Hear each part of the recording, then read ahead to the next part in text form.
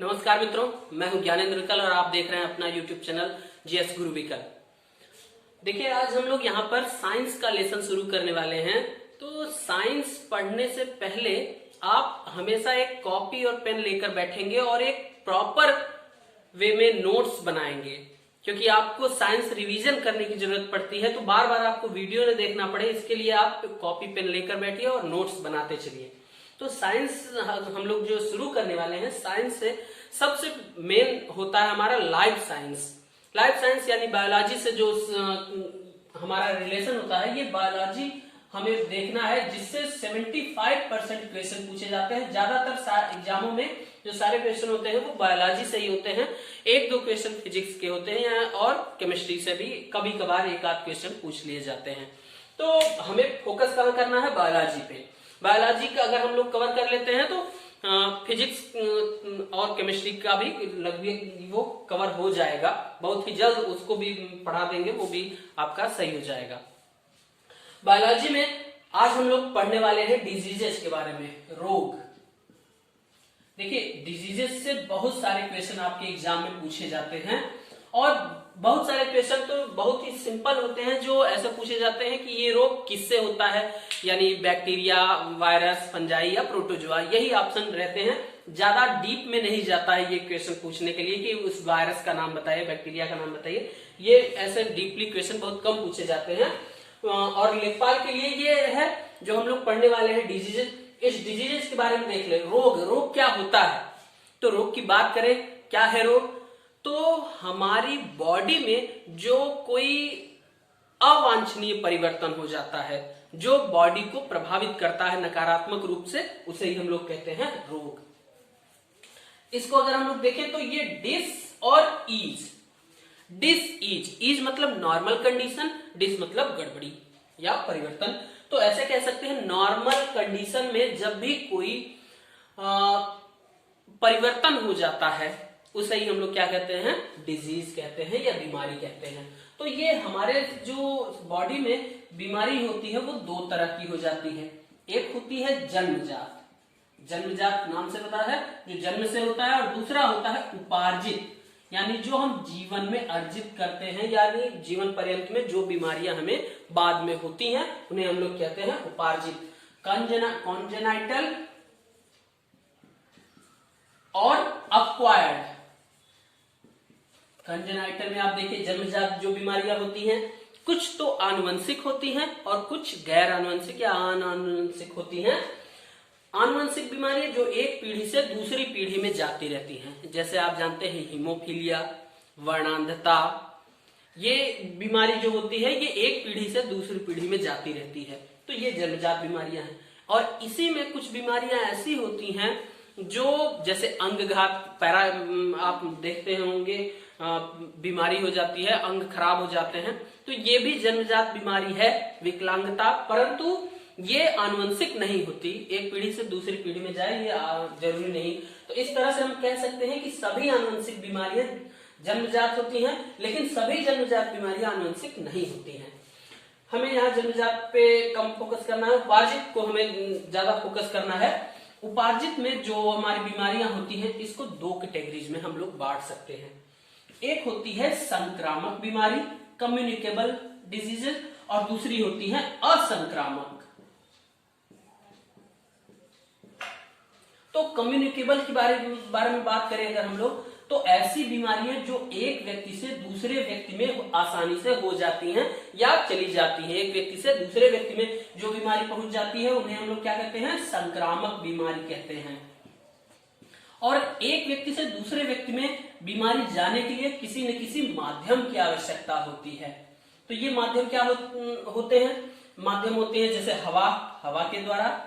आप देखे होंगे जुकाम जो होता है वो एक व्यक्ति से दूसरे व्यक्ति में चला जाता है, बहुत ही तीव्रता से चला जाता है और जुकाम आसानी से एक व्यक्ति से दूसरे व्यक्ति में हो जाता है, यानी ये एक संक्रामक बीमारी है। तो हवा से, मृदा से, जल से और स्पर्श से, टच से भी हो जाती है एक बीमारी दूसरे बीमारी को। जैसे इस समय कोरोना बीमारी है, तो आप देख रहे हैं कि वो क्या होता है, 1 मीटर की डिस्टेंस के अगर नजदीक रहे तो हवा के द्वारा चला जाता है, नहीं तो स्पर्श के द्वारा भी ये बीमारी एक व्यक्ति से दूसरे व्यक्ति में जा रही है, जो बहुत ही तेजी के साथ कम्युनिकेट हो रही है और इसीलिए इसको रोकना बहुत ही जरूरी है। तो ऐसी बीमारियां क्या होती हैं? संक्रामक बीमारी होती हैं।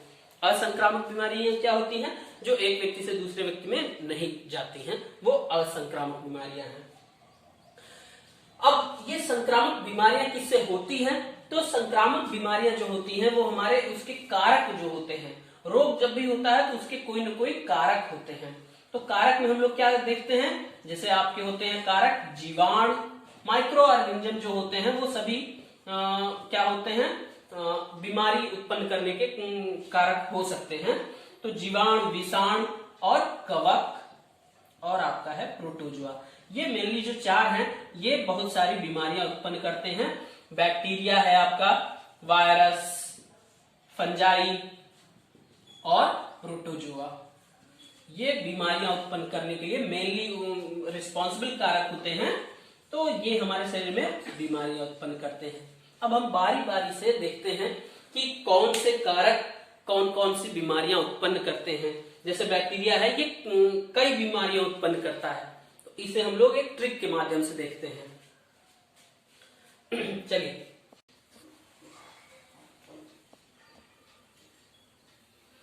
चलिए अब हम लोग देखते हैं जो कारक है चार हमारे, बैक्टीरिया, वायरस, फंजाई और प्रोटोजुआ। तो इन्हीं के बारे में हमें पढ़ना है अब चारों बारी बारी से कि कौन कौन से कारक हैं। तो पहला कारक है हमारा जीवाणु या बैक्टीरिया, जो बीमारी उत्पन्न करता है। अब ये कौन कौन सी बीमारियां उत्पन्न करता है? तो इसके लिए एक ट्रिक है जिसके माध्यम से आप याद रख सकते हैं कि कौन कौन सी बीमारियां जो होती है वो जीवाणु से उत्पन्न होती हैं। तो जीएसटी पंडित का न्यू टीका है, पंडित का न्यू टीका है। ये एक ट्रिक है, इसके माध्यम से हम लोग जीवाणु जनित सारी बीमारियों के नाम याद रख सकते हैं। और ये क्वेश्चन बहुत पूछा जाता है, चार ऑप्शन दे देता है, कहता है कि इनमें से कौन सी बीमारी जीवाणु के द्वारा उत्पन्न होती है या कौन सी बीमारी जीवाणु के द्वारा उत्पन्न नहीं होती, और चारों ऑप्शन दे देते हैं जिसमें वायरस, बैक्टीरिया और सबके मिक्स रहते हैं। तो आप ये ट्रिक जब याद रखेंगे तो तुरंत पहचान लेंगे कि कौन सी बीमारी जीवाणु से या बैक्टीरिया से उत्पन्न होती है और कौन सी वायरस से। तो हम सारे बारी बारी से सारी ट्रिकें पढ़ेंगे जो वायरस से भी होती हैं, जीवाणु से होती हैं, फंजाई से और प्रोटोजुआ से। तो जीएसटी, यहाँ पर हम लोग जी से देखते हैं गोनेरिया। गोनेरिया जो बीमारी होती है ये किससे होती है? जीवाणु से। सिफिलिस,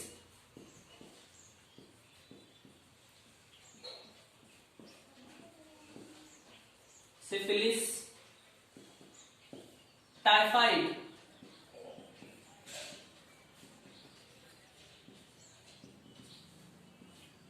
पंडित से पी से पस जो है ये है आपका प्लेग, और डी से है आपका डिप्थीरिया।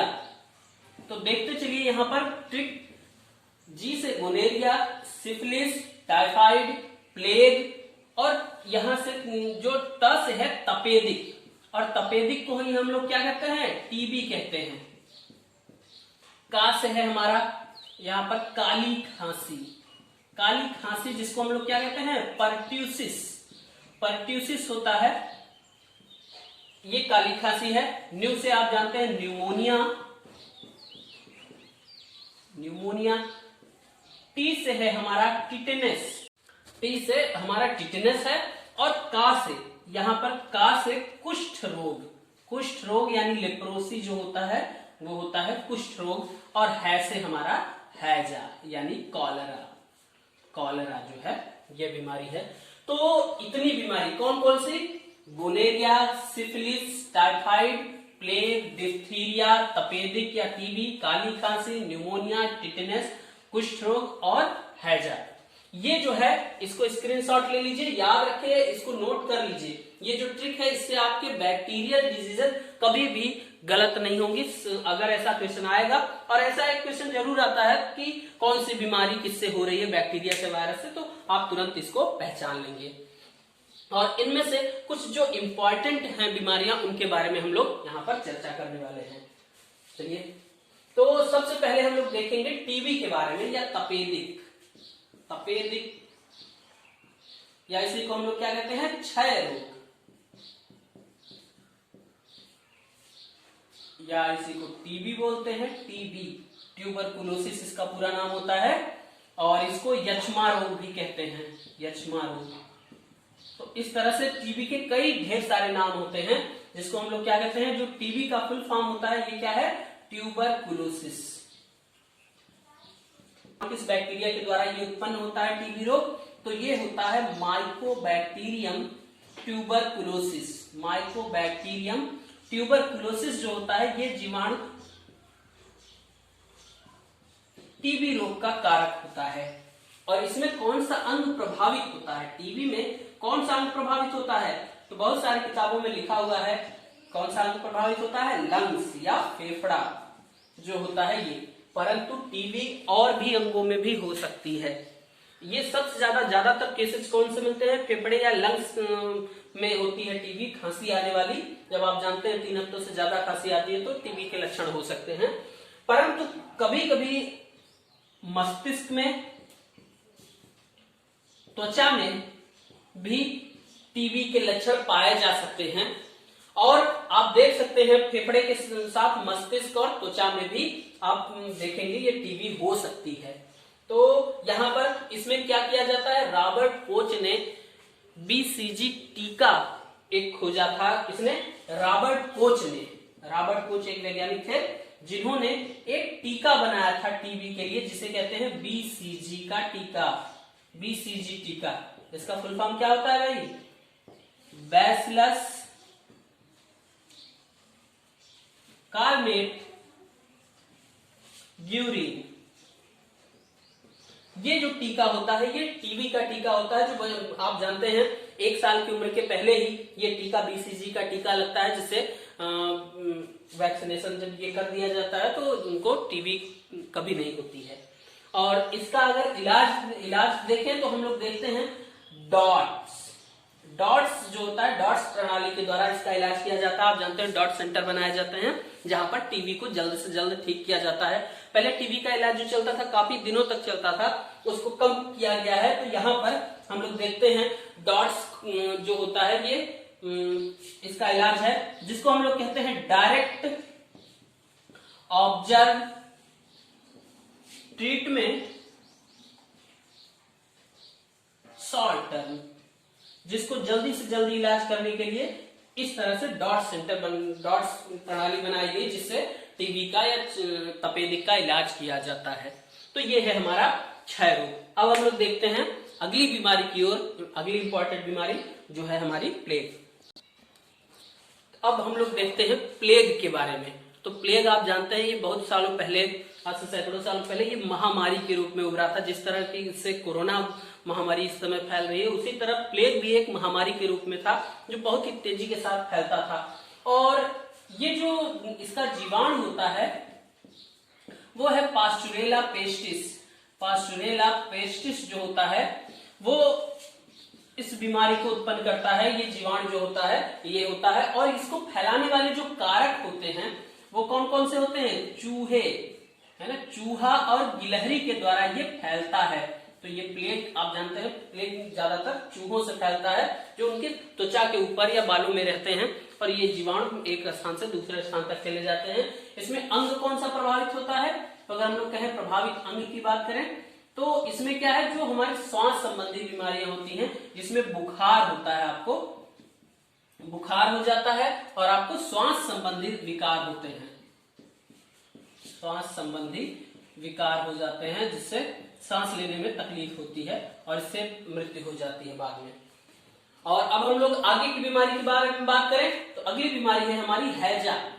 हैजा जो है या कॉलरा, कॉलरा जो होती है ये बीमारी भी जीवाणु के द्वारा होती है। और कौन से जीवाणु इसके लिए रिस्पॉन्सिबल होते हैं, तो ये है माइकोबैक्टीरियम कॉलरी।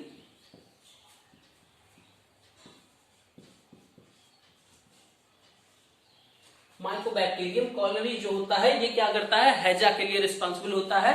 और हैजा जानते हैं आप मक्खियों के द्वारा फैलता है, मक्खियों के द्वारा होता है, जिसमें आप जानते हैं उल्टी और दस्त होते हैं, लक्षण जो होते हैं उल्टी और दस्त होने लगते हैं। और ये बड़ी आंत में इन्फेक्शन करता है। कहां पर प्रभावित करता है, ये किस अंग को प्रभावित करता है, तो ये बड़ी आंत को प्रभावित करता है। प्रभावित अंग की बात करें अगर हम लोग, तो ये बड़ी आंत में क्या होता है, जब जल का एब्जॉर्प्शन बंद हो जाता है तो वहां पर क्या होता है, हैजा बीमारी हो जाती है। हैजा बीमारी में बड़ी आंत से जल का जो एब्जॉर्प्शन होता है, आप जानते हैं ये बड़ी आंत जो होती है ये वाटर का एब्जॉर्प्शन करता है। तो वाटर एब्जॉर्प्शन के लिए आप देखे होंगे विलाई होते हैं, यहाँ पर छोटे छोटे विलाई पाए जाते हैं जिससे वाटर का एब्जॉर्प्शन होता है। ये वाटर का एब्जॉर्प्शन जब बंद हो जाता है तो हैजा हो जाता है, जिसकी वजह से शरीर में जल की कमी हो जाती है और ये फाइनली डेथ का काम करता है। अब हम लोग आगे की बीमारी के बारे में देखते हैं। अब हम लोग अगली बीमारी के बारे में बात करें तो अगली बीमारी जो है वो कुष्ठ रोग है या लेप्रोसी। तो इसके लिए जो जीवाणु होता है कौन सा होता है, वो माइकोबैक्टीरियम लेप्रे। देखिए जीवाणु का नाम याद करना बहुत ही आसान होता है, बीमारी के नाम से ही उसका नाम भी रखा गया है। माइकोबैक्टीरियम लेप्रे जो होता है ये क्या करता है, ये जीवाणु कुष्ठ रोग में क्या होता है, शरीर पर सफेद सफेद चकत्ते पड़ जाते हैं और वहां पर सेंसिटिविटी खत्म हो जाती है, जिससे वहां पर दर्द नहीं होता है। वहां पर निडिल वगैरह सुई अगर चुभा भी दे तभी वहां पे दर्द नहीं होता। तो इसमें क्या होता है, बॉडी पर सफेद चकत्ते पड़ जाते हैं और सफेद चकत्ते पड़ने के साथ साथ क्या होता है, वहां पर सेंसिटिविटी भी खत्म हो जाती है। अगर इसकी इलाज की बात करें तो इसमें एक इलाज होती है MDT जो ड्रग होती है, मल्टी ड्रग ट्रीटमेंट। इसका फुल फॉर्म क्या होता है, मल्टी ड्रग ट्रीटमेंट, जिससे सरकार मुफ्त में इलाज करवाती है। ये कुष्ठ रोग क्या होता है, ये भी एक संक्रामक बीमारी है जो स्पर्श से, टच करने से फैलती है, परंतु ये कभी किसी के साथ बैठने उठने खाने पीने से नहीं फैलती है। ये स्पर्श जब तक टच नहीं होगा तब तक ये कुष्ठ रोग फैलता नहीं है। ठीक है, अब हम लोग अगली बीमारी की बात करें तो ये है हमारा टिटेनस जो होती है बीमारी। क्या आप जानते हैं टिटेनस में क्या होता है, टिटेनस में जो इसको हिंदी में कहते हैं इस बीमारी को धनुष टंकार, जिसमें क्या होता है हड्डियां मुड़ जाती हैं और तिरछी हो जाती हैं, धनुष की जैसी हो जाती है, इसलिए इसका नाम क्या रखा गया है, धनुष टंकार। और ये क्या होता है, इसके लिए कारक जीवाणु कौन सा है, वो होता है माइकोबैक्टीरियम टिटेनी। माइकोबैक्टीरियम टिटेनी जो है वो ये जीवाणु क्या करता है, टिटेनस बीमारी उत्पन्न करता है। और इस टिटेनस बीमारी के लिए कारक कहां से कौन सा फैलता है, जैसे आप देखे होंगे पुराने जो धातुएं होती हैं अगर उससे चोट लग जाती है तो आप क्या करते हैं, टिटेनस का इंजेक्शन लगवाते हैं, एंटी टिटेनस का टीका लगवाते हैं। और इसके साथ साथ एक टीका जो बचपन में लगाया जाता है जिससे टिटेनस नहीं होता है, और वो टीका होता है DPT। ये ट्रिपल एंटीजन होता है जो 3 बीमारियों से लड़ने की ताकत देता है, या 3 बीमारियों के लिए टीके का काम करता है। यहां से D से डिप्थीरिया है आपका, डिप्थीरिया, पर्ट्यूसिस और टिटेनस। इन तीनों बीमारियों के लिए ये टीके का काम करता है। यह हमारा टिटेनस या DPT है जो टिटेनस का टीका होता है। तो डिप्थीरिया, पर्ट्यूसिस और टिटेनस, इन तीनों के लिए ये ट्रिपल एंटीजन का काम करता है और ये टीका बहुत ही कारगर होता है। अब ये जो एक और रोग है हमारा एंथ्रैक्स। एंथ्रैक्स जो होता है, ये जो बीमारी होती है ये बैसिलस एंथ्रेसिस नामक जीवाणु से होता है। ये शाकाहारी जो जानवर होते हैं, शाकाहारी जंतु होते हैं, उनमें ज्यादातर ये बीमारी उत्पन्न होती है। कहां पर, शाकाहारी जंतुओं में। और ये बीमारी काफी तेजी से फैलती है, और इस बीमारी के होते ही 24 घंटे के अंदर, 24 आवर के अंदर क्या होती है, डेथ हो जाती है। इसलिए ये बहुत ही खतरनाक होती है और 24 घंटे के अंदर मृत्यु हो जाती है। इसे एक जैविक हथियार के रूप में भी इस्तेमाल किया जाता है। जैविक हथियार क्या होता है, जिसे एक अगर हम लोग क्या करें, स्प्रेड करा दें इस जीवाणु को, तो वहां पर जितने भी शाकाहारी जंतु होंगे वो सभी क्या होते हैं, 24 घंटे के अंदर इस बीमारी से ग्रस्त हो जाएंगे और 24 घंटे के अंदर ही मृत्यु हो जाती है। तो इस तरह से जो कुछ इंपॉर्टेंट बैक्टीरियल डिजीजेस थी उनके बारे में हम लोगों ने आज अध्ययन किया है। अब हम लोग आगे इसी तरह से ट्रिक के माध्यम से सारी बीमारियों के बारे में, वायरस, फंजाई और प्रोटोजोआ की भी ट्रिक देखेंगे और उनसे होने वाली बीमारियों के बारे में भी अध्ययन करेंगे। ठीक है, वीडियो देखने के लिए आप सबका बहुत बहुत धन्यवाद।